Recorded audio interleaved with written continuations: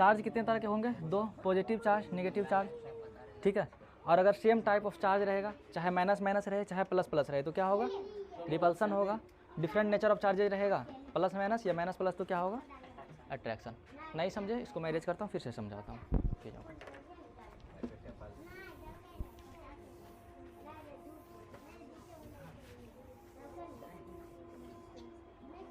हुआ क्या है, तुम नहीं समझ में आया आपको? आया?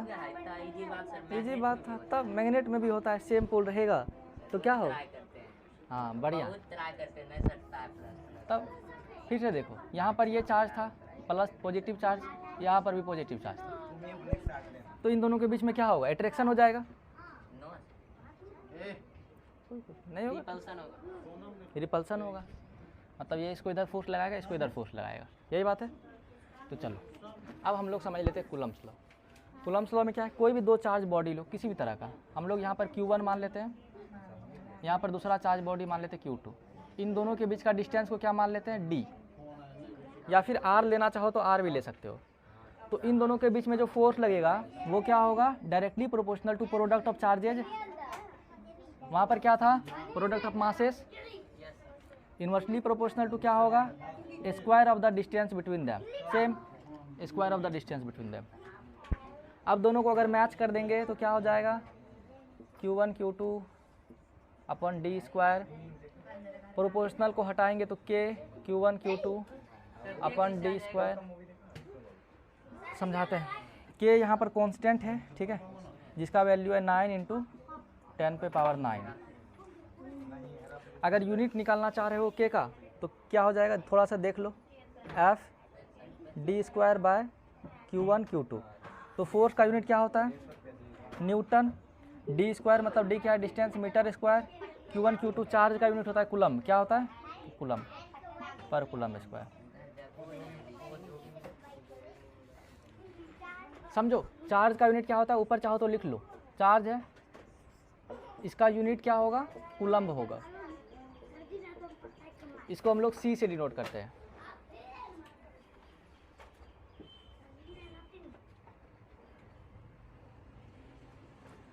इसको कहते हैं कूलम्ब्स लॉ।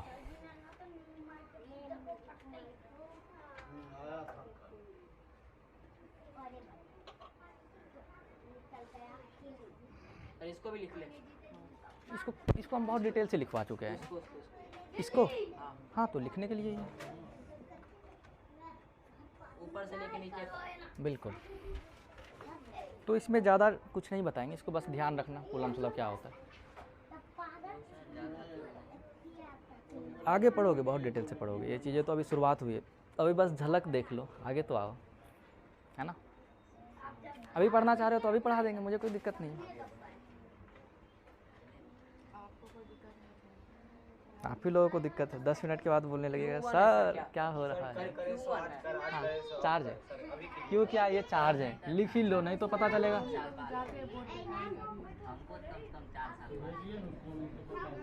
ठीक है, Q1 Q2 दोनों चार्ज है। कुछ दिन के बाद तुम लोग सोचने लगोगे सर क्यू मतलब तो क्वेश्चन होता है, यहाँ पर कहाँ से आ गया क्वेश्चन। अच्छा,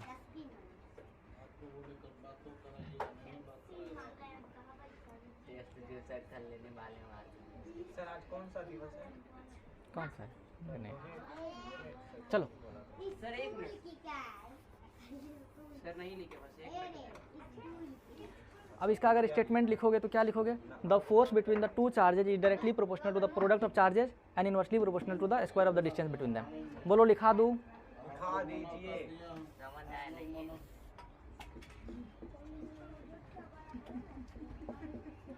जो स्टेटमेंट था भाई मैं लिख देता हूँ, क्या लिखोगे? द फोर्स बिटवीन, अभी हम लोग चार्ज ला करके देंगे ना आपको, पॉजिटिव नेगेटिव, 2 कूलम का चार्ज देंगे, 3 कूलम का चार्ज देंगे, फिर आपसे पूछेंगे कि दोनों के बीच में कितना फोर्स लगेगा। The force between two charges is directly proportional to काटने लगेगा।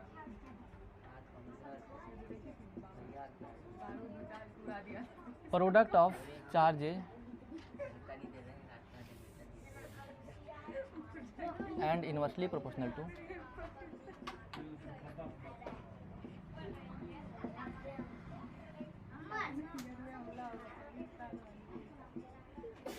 Square of distance between them.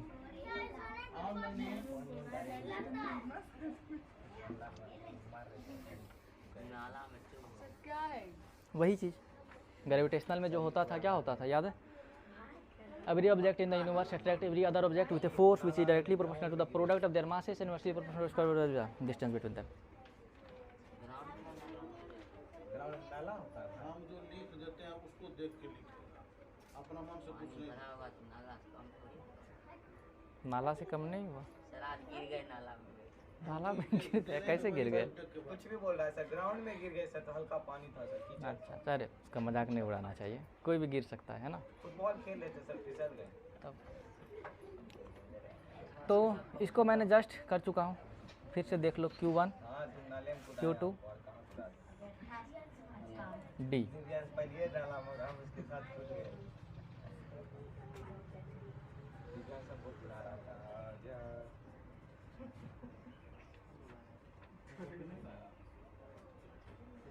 ये क्या कर रहे हैं सर? सेम ही तो है।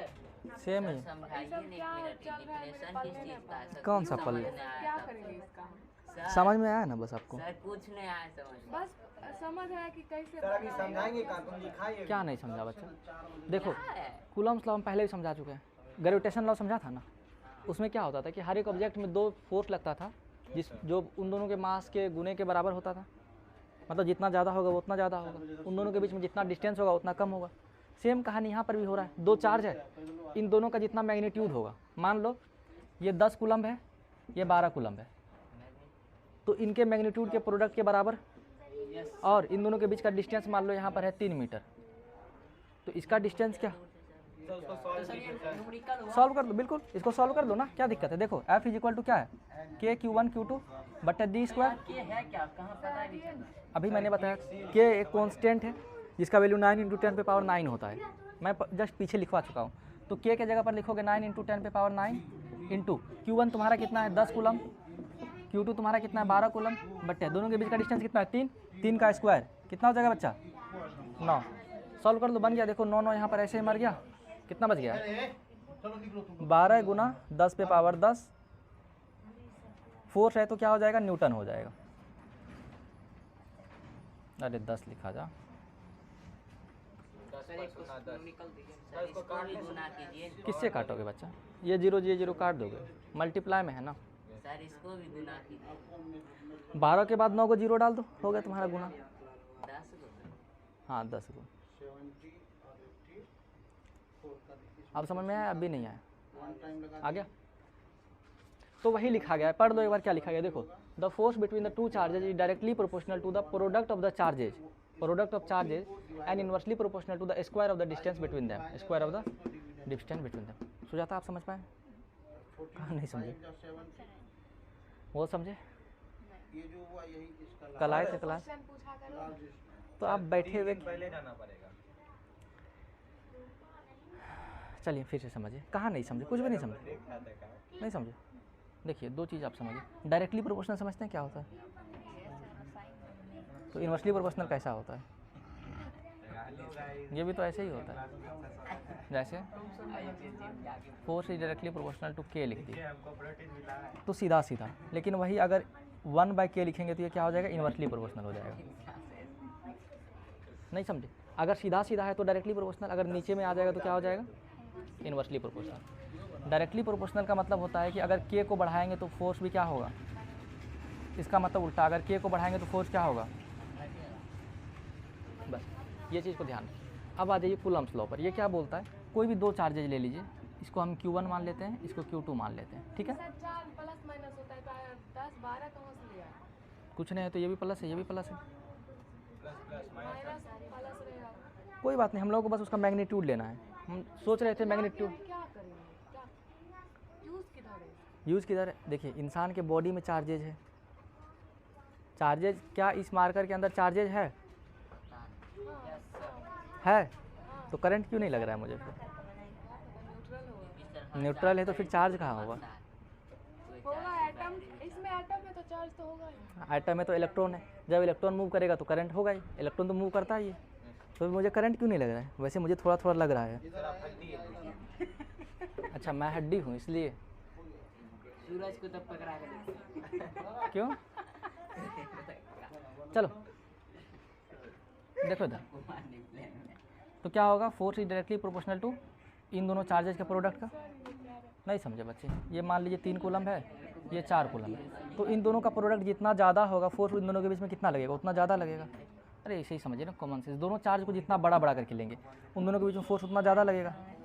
मान लीजिए 20 30, अब ज़्यादा फोर्स लगेगा 200 300, इन दोनों का प्रोडक्ट कितना हो गया? 6, बहुत ज़्यादा हो गया, फोर्स ज़्यादा लगेगा। अब डिस्टेंस पर देख लीजिए, हम आपको कल भी एग्जांपल दिए थे, इसको जितना दूरी बढ़ाएंगे फोर्स उतना कम होता जाएगा। तो वही बात लिखा गया है, the force between the two charges is directly proportional to product of their charges and inversely proportional to directly proportional to product of charges inversely proportional to the square of the distance between them. मतलब अगर इसके बीच में 3 रहेगा तो इसका square कितना हो जाएगा? 9, तो उससे ये कम हो जाएगा। अभी नहीं समझे? पता नहीं, चलिए सही भी नीचे वाला भी छोड़ दे। 10 और 12 वाला। बोलिए ना। क्या न्यूमेरिकल्स आपकी इच्छा पर, नहीं छापना चाह रहे छोड़ दीजिए। मैं छाप लेती हूँ। पानी है किसी के पास? हम भी पानी लाएंगे। रुकिए ना, हटिए ना। जाता नहीं पानी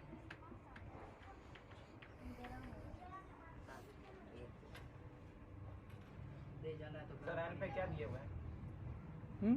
एन पे सर एन कहाँ पर बच्चा?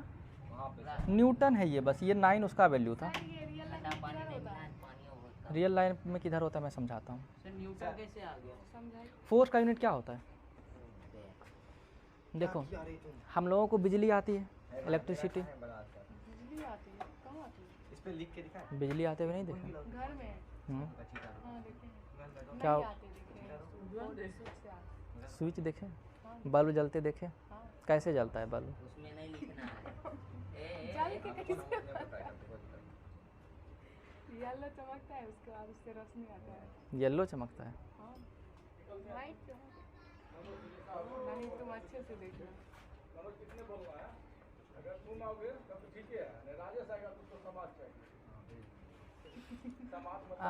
मुझे भी पानी पिलाना जरा। तो क्या का लिखना? देखिए के का वैल्यू 9 × 9 के Q1 Q2 बटे D स्क्वायर। क्यों है वो? हाँ Q1 उतना देखा तुम कॉपी नहीं फॉर्मूला बस लिखे हैं, के Q1 Q2 लिख लो है वाटर प्रूफ। सर हटिए। Waterproof. वाटर प्रूफ है यही उसका मरोड़ के बेचारा का जान ले। सूरज सर लेकिन गर्म होगा पानी। सर 10 पावर 9 कहाँ से लाए? के का वैल्यू क्या होता है? 9 × 10 पे पावर 9, पीछे लिख चुके हैं ये यहाँ 9 है। पर कुछ फर्क नहीं पड़ता। अच्छा ढक्कन निकला होगा। मेरा कहाँ उंगली डूबा? क्योंकि आपका क्या जेल आंसर हो आपको समझ नहीं आ रहा है। 12 × 10 पे पावर 10 न्यूटन। जेल है ना इधर देखते हैं। आप D का वैल्यू कहाँ डाले हैं? यहाँ पर 9 भी है, ये 9 कट गया है। प्यासे को पानी पिलाया ये 9 लिखे, ये 9 है, हाँ ये D है। 9 है। अरे नीचे भी है। आपका एक्टिंग खराब था ना, वही देख के इसलिए। ए देखिए भाई का अच्छा यार ओ भाई साहब पूरा नीला सर यहाँ ओ भाई साहब। देखो बच्चा, ये बहुत अच्छा सवाल पूछी। ओ भैया साहब कोई भी चीज़ पढ़ने से पहले उसका यूज जान लेना चाहिए। जैसे ग्रेविटेशनल फोर्स पढ़े सर तो अभी आप रियल लाइफ में इसको बताने वाले बिल्कुल रियल लाइफ में ही बताते हैं। देखो चार्जेज हम लोगों को बहुत जगह पर दिखता है, जैसे वाटर में करंट रहता है, कभी कभी जब थंडरस्टॉर्म बिजली गरजता है। Yes sir. डिस्टेंस और दोनों का चार्ज प्लस कहाँ से लाएंगे? समझिए कोई भी ऑब्जेक्ट, ये चीज़ें है ना, सर जैसे ये पेन है, ठीक, ये इधर प्लस 12 है या इधर प्लस 10 है, कहाँ से लाएंगे हम? देखिए बॉडी 3 तरह का होता है। अब फिर आप चले गए इलेक्ट्रिसिटी में, पर मैं एक्सप्लेन कर देता हूँ थोड़ा सा। चार्ज में है, इलेक्ट्रिसिटी में है। आप ही बताइए चलिए सर, देखिए, उसके पास चार्ज है। हाँ तो ये बॉडी है, मान लीजिए आपका पेन ही है, ठीक है। मेरा पेन है, वो देखो रे। तो इसके अंदर में इलेक्ट्रॉन है, एटम है। हाँ पानी के ऊपर ऐसे पेन, अब सही है देखो। सर क्या है? मोटा पेन अरे मान लो चाकू है इधर से, देखो इधर, खंजर है सर। इसके अंदर क्या है, यूज करते हैं? इलेक्ट्रॉन है। अब मैंने बताया था कि इलेक्ट्रॉन जितना होगा किसी भी न्यूट्रल बॉडी में, जितना इलेक्ट्रॉन होगा नंबर ऑफ इलेक्ट्रॉन स्क्वायर होगा। नंबर ऑफ प्रोटॉन के बराबर हो जाएगा। तो एक समय के लिए मान लेते हैं इसके अंदर कितना इलेक्ट्रॉन है, 15 इलेक्ट्रॉन है। ऐसे ऐसे इसको मैं इरेज करके ई कर देता हूँ। 1 2 3 4 5 6 7 8 9 10 11 12 13 14 15। 12 इलेक्ट्रॉन ऐसा कहाँ होता है? यू में भी होता है।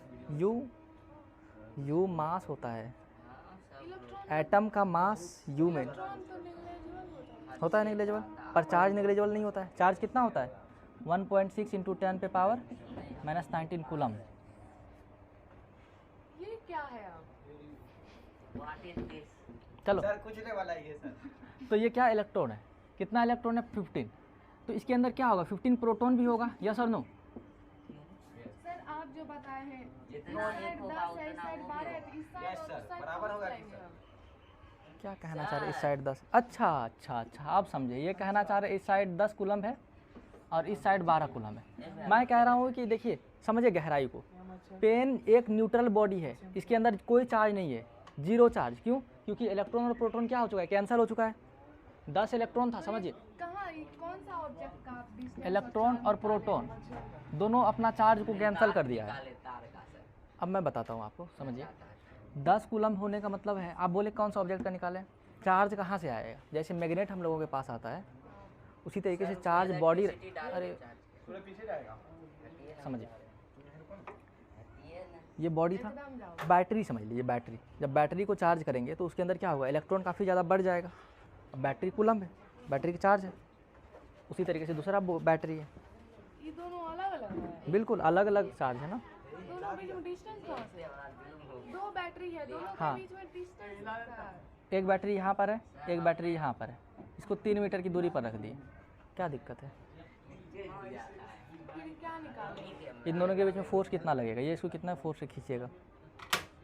Battery repel. खींचेगा। हाँ, आज तक हम बैटरी खींचते हुए नहीं देखे हैं। हम दोनों के बीच में ग्रेविटेशनल फोर्स लग रहा है, हम लोग सारे बच्चे के बीच में लग रहा है।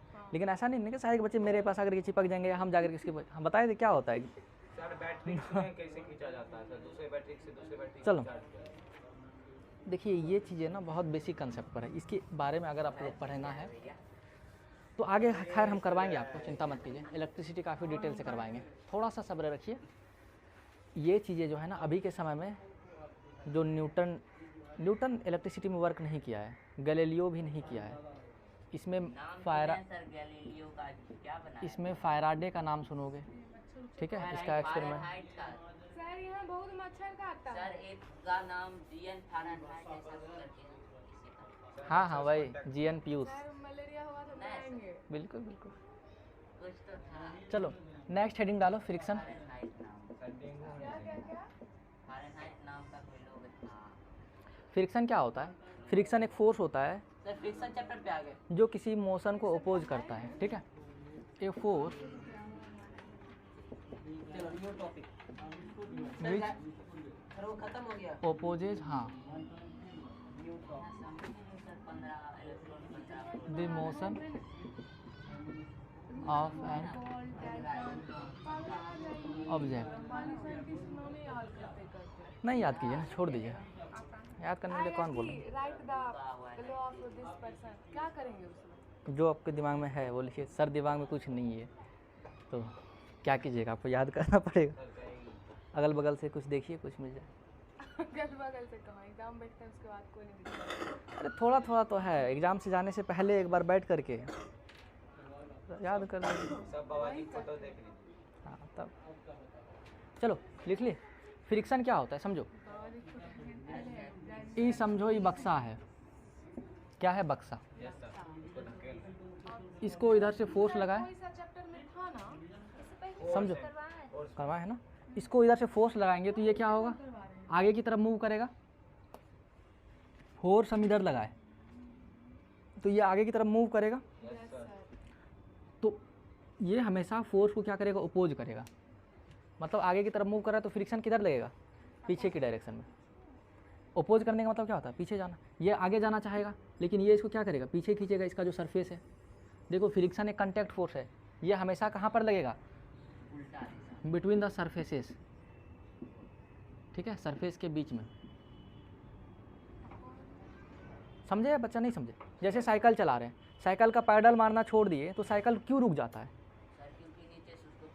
क्योंकि नीचे से जो है अर्थ ग्राउंड उसके ऊपर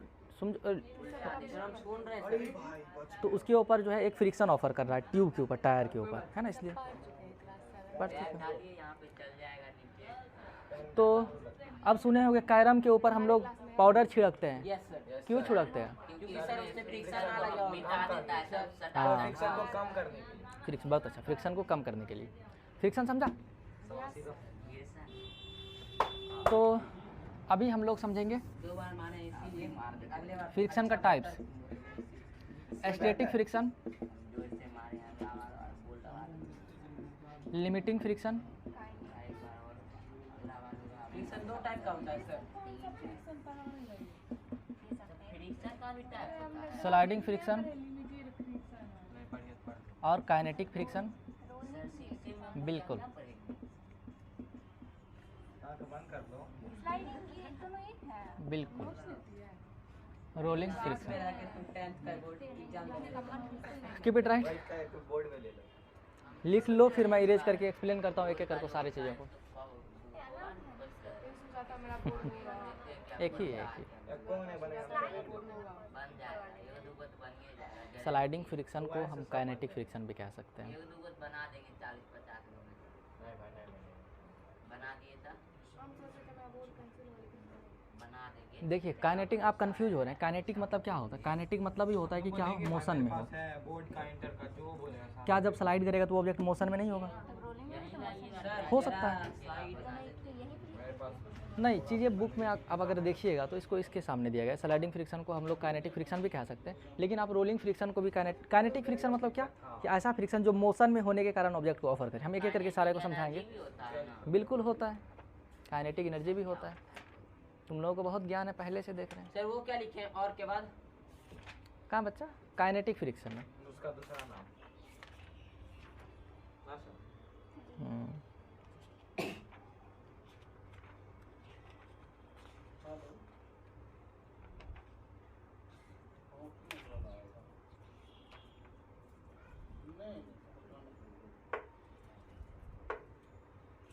टीम नहीं था डेफिनेशन लिखने दिए, मतलब ये काइनेटिक का भी था, स्लाइडिंग का भी था। ठीक है, करवा देते हैं, चिंता मत कीजिए। दोनों में करते क्या? दोनों अलग अलग होता है।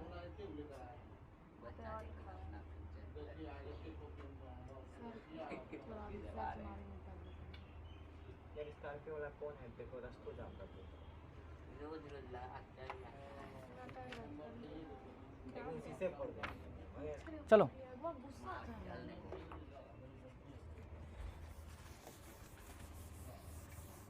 तो हो गया, फ्रिक्शन खत्म। अरे पूरा समझाने तो सर अभी चालू ही किए, सर ने अभी तो स्टार्ट ही किया। सर ये भी खत्म हो गया। Static friction. सर अभी आपने स्टार्ट ही किया। स्टैटिक फ्रिक्शन क्या होता है? अगर कोई ऑब्जेक्ट जो रेस्ट में है, रेस्ट में होने के कारण उस पर जो फ्रिक्शन ऑफर हो रहा है, समझो बच्चा, यहाँ पर एक ऑब्जेक्ट होने के बाद फ्रिक्शन कैसे लगे? हाँ, बहुत अच्छा क्वेश्चन है तुम्हारा। अगर हम फ्रिक्शन, देखो हम खड़े हैं रेस्ट में, लेकिन रेस्ट में नहीं हो, रेस्ट में ही तो है टाइम, मतलब चेंज नहीं कर रहे हैं।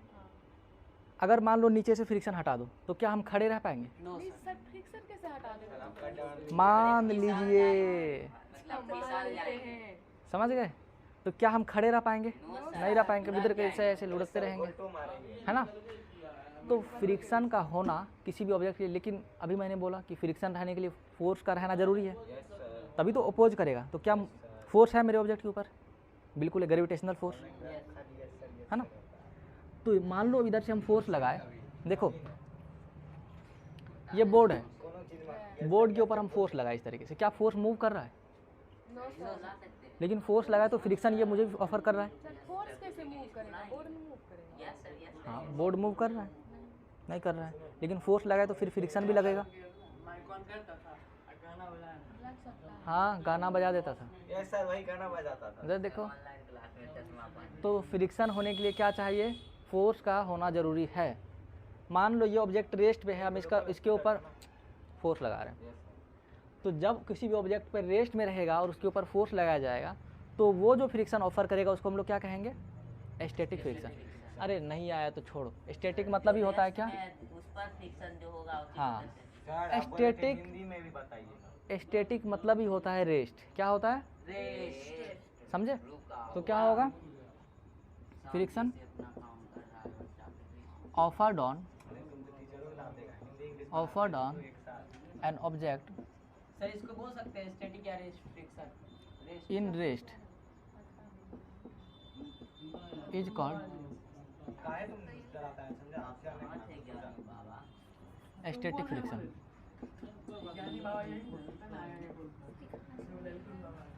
ठीक है,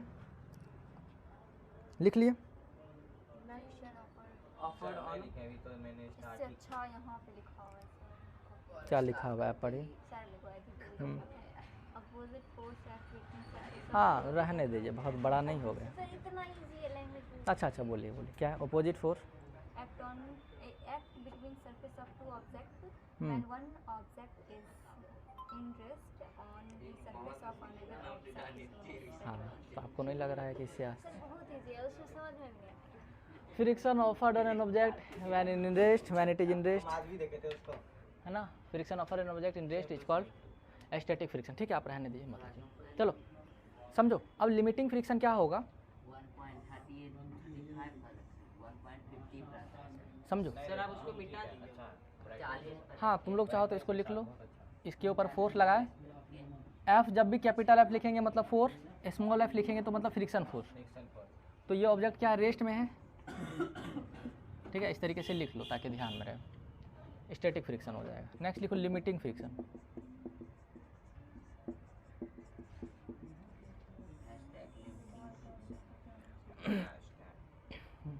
लिख लिया?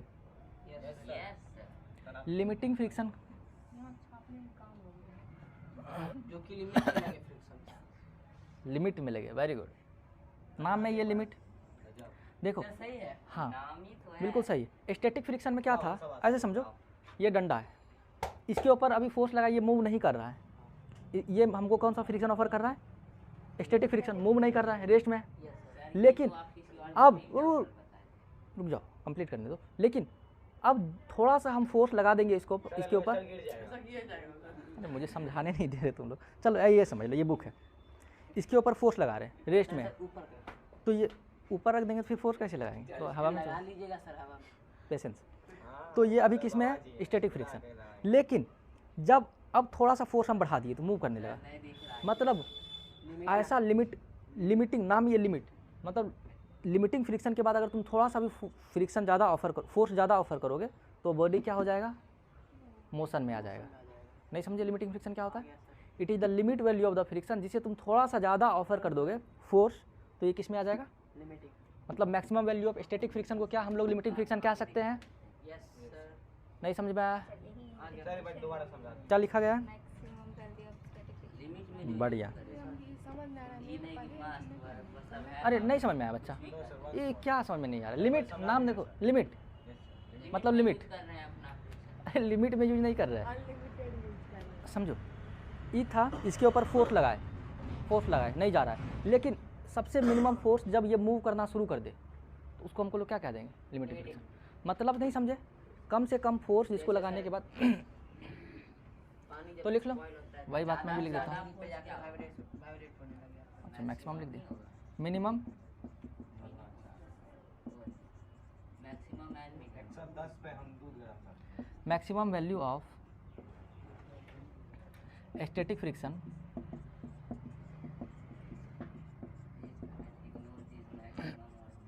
इज कॉल्ड, अच्छा मिनिमम वाला भी करवा देता हूँ, चिंता मत करो। Thank you sir. Limiting friction. एक और करवा दीजिए, 3 लोग यहाँ पे। एक और करवा दो। फ्रिक्शन में क्या होता है, रोल होता है सर। हाँ देखो लिमिटिंग फ्रिक्शन में क्या, अनु नहीं समझ पाया, तो एक तुम और भी लिख सकते हो कि मैक्सिमम वैल्यू ऑफ, क्या लिख सकते हो मैक्सिमम वैल्यू ऑफ, किसका बुक है? ग्राफिन बताइए। चल झूठी मानेंगे वो मापू लेकर आएगी। देखो कवर ऊपर लगाओ यार, ये ऐसे बहुत कैसे बुक रखती है? लेट से बुक मिला मिलने तो क्या रहा। लेट से लगाएगी? इसका कौन ऐसे भी लिमिटिंग नहीं समझे, सर समझ गए। समझे ना। ये क्या होगा, मिनिमम वैल्यू ऑफ फोर्स, चीज को बांटा हुआ है फ्रिक्शन। हाँ वही छोटा छोटा चीज़ में बांट दिया है ना, वही चार चार ही है। और नाम से ही क्लियर, स्टैटिक मतलब रेस्ट, रेस्ट में जो फ्रिक्शन ऑफर होगा, static, limiting, maximum value of static friction. अरे समझो मैक्सिमम वैल्यू को हम पार कर जाएंगे। पावर से हम उसको धकेल पा रहे हैं। स्लाइडिंग फ्रिक्शन में सर जो स्लाइड करता है, मैक्सिमम भी लिखा गया था ना उसमें। स्लाइड में जो फ्रिक्शन लगता है। चलो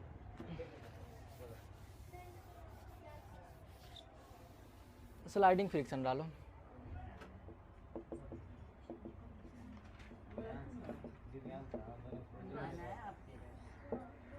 मैं बुक से चिपका देता हूँ इसका डेफिनेशन।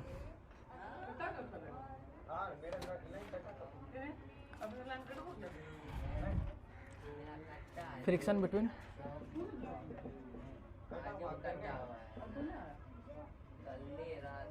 वही ट्रांसफर में प्रॉब्लम होगा। टू सरफेस मेरा करेगा नहीं, और कर देते direct. When object is already in motion. हाँ करना, फोन कर देता है, आज करना बता, तुम्हारा तुम करो या कोई और करे। वो भी नहीं हो करना पड़ेगा तो आइए जाएगा। इतना बच्चा होता है इन मोशन। सर पहले दिखाए थे वो नहीं था सर। पंखा चला लेना जनरेटर। ये दूसरा है स्लाइडिंग है ना, पहले मैंने लिमिटिंग का लिखवाया था। हाँ बड़का देख गए ना कि वहाँ बस बच्चा होता है। पहले अंदर जाता था गाड़ी में। जब कोई ऑब्जेक्ट मोशन में हो उसके ऊपर जो फोर्स लगेगा उसको हम लोग क्या कहेंगे, स्लाइडिंग फ्रिक्शन। और फ्रिक्शन बिटवीन टू सरफेस। और इसको बढ़ा दे, क्या बढ़ा ही देते हैं। और फ्रिक्शन बिटवीन टू सरफेस का मतलब हो जाता है। मतलब दो सरफेस है, एक ये सरफेस है, एक ये सरफेस है। एम्बुलेंस वाला इन दोनों के बीच में जो फ्रिक्शन लगेगा, नहीं समझे, तुम बैठे हुए हो, उनको अरे तुम बैठे हुए हो, तो जो डेस्क या बेंच का जो सरफेस है वो तुम्हारे स्किन के साथ फ्रिक्शन में है, तभी तुम बैठे हुए हो। मैं खड़ा हूँ, मेरा फुट कोई दिक्कत नहीं। और ग्राउंड फ्रिक्शन है, तो फ्रिक्शन हमेशा सरफेस, इसलिए तो कांटेक्ट फोर्स बोलते हैं ना। मोशन और ऑलरेडी मोशन में आ जाएगा। बिल्कुल। when an object पता है तुम्हारे गांव में object is sliding over another object, आप कहाँ समझ आता है। वो सीधा रास्ता जाते हैं तो तीन दो sliding over स्कूल बगल वाला उससे आगे another सीधा object जाता है मेरा पेपर गाछ से। देखो बता, मेरा हम बता देख, सीधा रास्ता है और surface। लास्ट कॉर्नर तक जाता है वो, उसमें रोड है ना, एक लाइन से क्रॉस है, इस साइड अलग अलग है, इस साइड अलग है। हाँ पता है सर, जो रो नहीं करता। बिल्कुल। हाँ? आप अपना घर बताने लगे। फ्रिक्शन बिटवीन टू सरफेस, आप फिर बोले कि एक साइड वाला अलग है, एक साइड वाला अलग है, उसमें तीसरा अलग मेरा, तीसरा वाला मेरा घर है नहीं, चौथा वाला है। दिव्यांश गया है ना रिश्ता। उसी में जो school when one object is rolling over another object, उसी का अगला वाला रास्ता फ्रिक्शन बिटवीन टू। हाँ तुम है ना, हमको भी भुतला देगा, हम गाँव में कहाँ सरफेस में वन ऑब्जेक्ट बर्गर का सुनमो के पीछे में पीपर का कहाँ? वह जो है बड़का जो नहीं पीपले तो लगता है। पीपल बर्गर में बहुत अंतर होता है। पता है मैं जाने थे ना बरौनी है सो वहाँ पे 3 गाछी एक साथ। चलो ये दोनों को मैं समझा देता हूँ, वैसे तुम लोग समझ ही गए हो मुझे लग रहा है, फिर भी समझा देता हूँ। वो सर नहीं समझे। देखो बच्चा, स्लाइडिंग फ्रिक्शन क्या होता है, कोई भी ऑब्जेक्ट जब वो मोशन में आएगा, ये मोशन में है, आगे की तरफ मूव कर रहा है, ठीक है, तो इसको पीछे की डायरेक्शन में जो फ्रिक्शन ऑफर होगा, फ्रिक्शन क्या होता है, जहाँ पर भी फोर्स आएगा फ्रिक्शन आ जाएगा। पंखा अब चल रहा था, बंद हो गया, मतलब स्विच ऑफ कर दी, कुछ समय के बाद रुक जाता है। क्यों रुक जाता है? क्योंकि जो हवा था, समझो, कहते हैं ना कि इंसान को हमेशा कुछ ना कुछ इंसान पैर पकड़ के पीछे खींचते रहता है, तो वो पैर पकड़ के पीछे घुसने वाला कौन है? फ्रिक्शन है। उल्टा देता है सर। पंखा चल रहा था, अगर मान लो फ्रिक्शन नहीं रहता तो न्यूटन फर्स्ट लॉ क्या बोलता है कि मोशन में है तो मोशन में ही रहेगा। फ्रिक्शन को हटा दो, लाइन रहे नहीं रहे कोई मतलब नहीं है, तुम हवा खाते रहो आराम से। समझ रहे हो क्या कहना चाह रहे हो? वैक्यूम क्रिएट कर दो अपना कमरे में, लाइन रहे नहीं रहे उससे कोई मतलब ही नहीं है। लेकिन दुख की बात है कि तुम ही नहीं रह पाओगे, है ना। तो दिव्यांश सपना देखने लगा था सर। चलो, स्लाइडिंग फ्रिक्शन क्या होता है समझ गए? जब कोई भी ऑब्जेक्ट मोशन में हो तो उस समय उसके ऊपर जो फ्रिक्शन लगेगा उसको हम लोग क्या कहेंगे? Sliding friction. गहराई वाली बात देखो बिल्कुल। तो उस समय क्या हो रहा है? एक ऑब्जेक्ट दूसरे सरफेस के ऊपर क्या कर रहा है? स्लाइड कर रहा है। तो डिफिनेशन पढ़ो एक बार, friction between Two surfaces when object is already in a motion और when an object is sliding over the another object another object. और सरफेस। समझ गए? बिल्कुल यही. या तो ऑब्जेक्ट मोशन में हो या ऑब्जेक्ट दूसरे ऑब्जेक्ट के ऊपर स्लाइड कर रहा हो, उस समय उस ऑब्जेक्ट पर जो फ्रिक्शन ऑफर हो किया जाएगा दैट फ्रिक्शन इज कॉल्ड ऊपर से स्लाइडिंग फ्रिक्शन. Sliding friction. नहीं समझ में आया? बोलो नहीं आया। सर आ गया. आ जाओ रोलिंग फ्रिक्शन में। अरे चिंटू, सर ये सूरज क्या कर रहे हो? अब sliding friction. Rolling friction sir. Sliding friction का. हाँ हाँ बिल्कुल बिल्कुल। देखो रोलिंग फ्रिक्शन क्या होता है? सर आपके अंदर जोश आ जाता है क्या सर? बिल्कुल बिल्कुल। क्या कह रहे हो विश्वास? सर अचानक सर आप इतना स्पीड में बोलते हैं ना सर, वही अच्छा लगता है। जो स्टॉक्स का ज़्यादा वीडियो देख लेते हो तुम? No sir. कोई बात नहीं, देखना चाहिए कभी कभी। सर किसका? चलो, सर सुनो नहीं के नाम। Friction between two surface when one object is rolling over the another object. मतलब क्या कहना चाह रहा है? अगर एक ऑब्जेक्ट दूसरे ऑब्जेक्ट के ऊपर रोल करेगा, रोल मतलब समझते हो? लुढ़कना, गड़कना, ये भी नहीं समझे? सर समझे. ई है देखो यहाँ पर, यहाँ से छोड़ देंगे तो ये क्या होगा? नीचे ऐसे गड़क गड़क रोल करके आएगा। हाँ देख लो वहाँ पर, तो वो हो गया रोलिंग फ्रिक्शन। लाइव एग्जांपल देख लिया है ना। तो जब एक ऑब्जेक्ट दूसरे ऑब्जेक्ट के ऊपर रोल करेगा, है ना, सर यहाँ स्लाइड भी कर सकता है। अगर समझ ये ऑब्जेक्ट के, सर्कल नहीं रहता। हाँ ये ऑब्जेक्ट के नेचर पर डिपेंड करेगा। अगर वो फ्लैट सरफेस आप डाल दीजिएगा तो वो स्लाइड करेगा, जैसे हम लोग झूला पर करते हैं, है ना। हूँ अरे झूला नहीं झूले ये वाला, सर वो कौन सा जुड़ा रहता है? नहीं झूले उसके ऊपर। यहाँ पर सीढ़ी रहता है, यहाँ से चढ़ो, यहाँ पर नीचे। अब कुछ लोग यहाँ क्या करेंगे? मजे लेने के लिए उल्टा चढ़ेंगे, फिर स्लाइड करेंगे। हाँ बिल्कुल। तो रोलिंग फ्रिक्शन समझ गए। अब आ जाओ काइनेटिक फ्रिक्शन पर।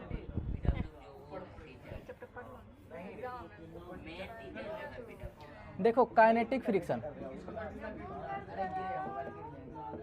कान दर्द कर रहा है आपका? चलो काइनेटिक फ्रिक्शन क्या होगा समझ लो बच्चा। काइनेटिक मतलब ये होता है मोशन। अरे इन लोगों को देखो क्या है। नहीं यार अजीब कर दिया है सर. भाई उसमें फोन गिर जाएगा फिर। अरे वैसे फोन गिर जाएगा बिल्कुल. है ठीक है. देखो काइनेटिक मतलब क्या कर रहे हो तुम लोग? काइनेटिक मतलब होता है मोशन। क्या होता है बच्चा? Kinetic friction. मोशन। स्टैटिक मतलब होता था रेस्ट। तो सिंपल बात है, अगर कोई ऑब्जेक्ट मोशन में रहे, चाहे वो स्लाइड कर रहा हो चाहे वो रोल कर रहा हो, वो काइनेटिक फ्रिक्शन के अंदर आ जाएगा। ठीक है। फ्रिक्शन ऑफर्ड सर ये अलग से होगा. बाय एन सरफेस जैसे एक बिछावन लाना पड़ेगा। by an surface when object is in motion। ठीक है, is called sliding kinetic friction. तो समझ गए, काइनेटिक फ्रिक्शन हम लोगों का स्लाइडिंग फ्रिक्शन भी हो सकता है, काइनेटिक फ्रिक्शन हम लोगों का रोलिंग फ्रिक्शन भी हो सकता है। ठीक है। आता है तो भाई अब आगे अगर तुम लोग जानना चाह रहे हो, जो तुम आगे पढ़ोगे, फ्रिक्शन का एक फॉर्मूला होता है, F is equal to mu N. ठीक है, म्यू एक कांस्टेंट होता है, एन है एक नॉर्मल रिएक्शन फोर्स।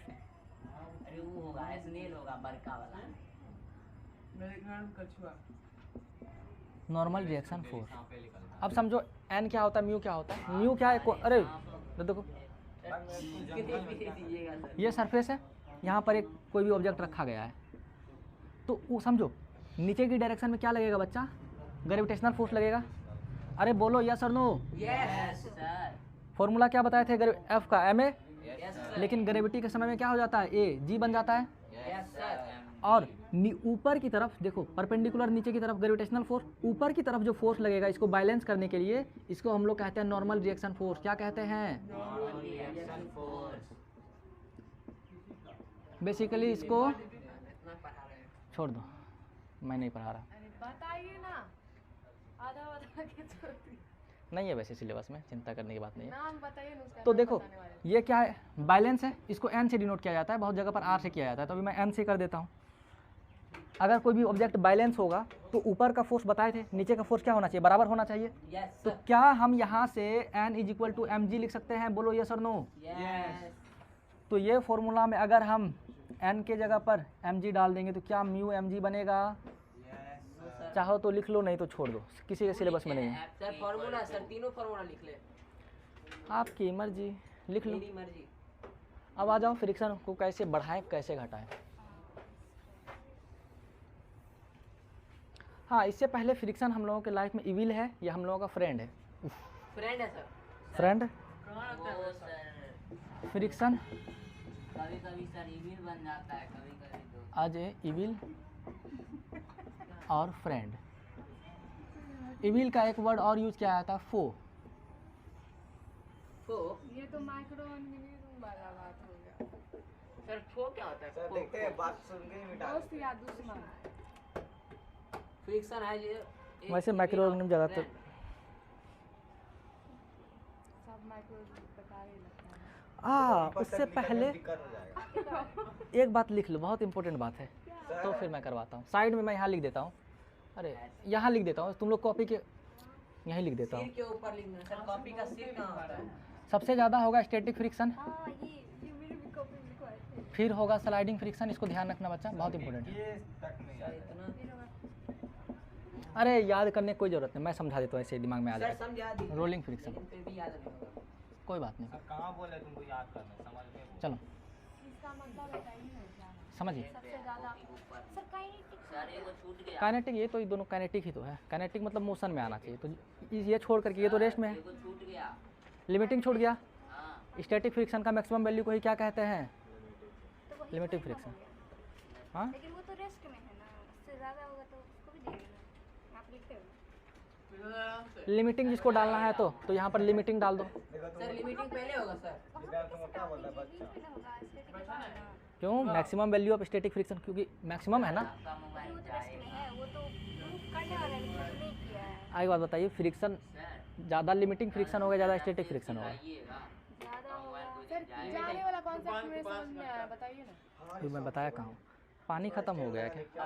हवा आएगा सर तो झुला तीनों लिखने के बाद अक्षर वाला लास्ट में क्या लिख दिए? हवा आएगा हटा दीजिए। दीजिए। छोड़ दीजिए, मत लिखिए। जब उल्टा आ गया वीडियो भी देखेगा कहेगा वाह कैमरा मैन बहुत बढ़िया। सर वीडियो बनाने का एक नया स्टाइल बता रहा हूं। ऐसे ऐसे चलो यार। एक पॉइंट से दूसरे पॉइंट तक सर जाएगा। दिखाएंगे, डालने की जरूरत ही नहीं पड़ेगा, इसे पहले ये पड़ जाएगा। लिमिटिंग हटा दीजिएगा तो स्टैटिक का ज़्यादा होगा। पेंडुलम नहीं हटाया।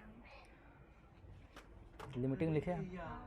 To and fro from and अच्छा, रहने दीजिए, मैं आपको बताता हूँ। मेरे ख्याल से लिमिटिंग का डेफिनेशन ये मैक्सिमम वैल्यू ऑफ स्टैटिक नहीं लिखा है सर। जब मैक्सिमम है तो ज़्यादा होना चाहिए ना। 7.4 जीबी बचा है। आप ही बताइए, कॉमन सेंस नहीं कहा जाता है?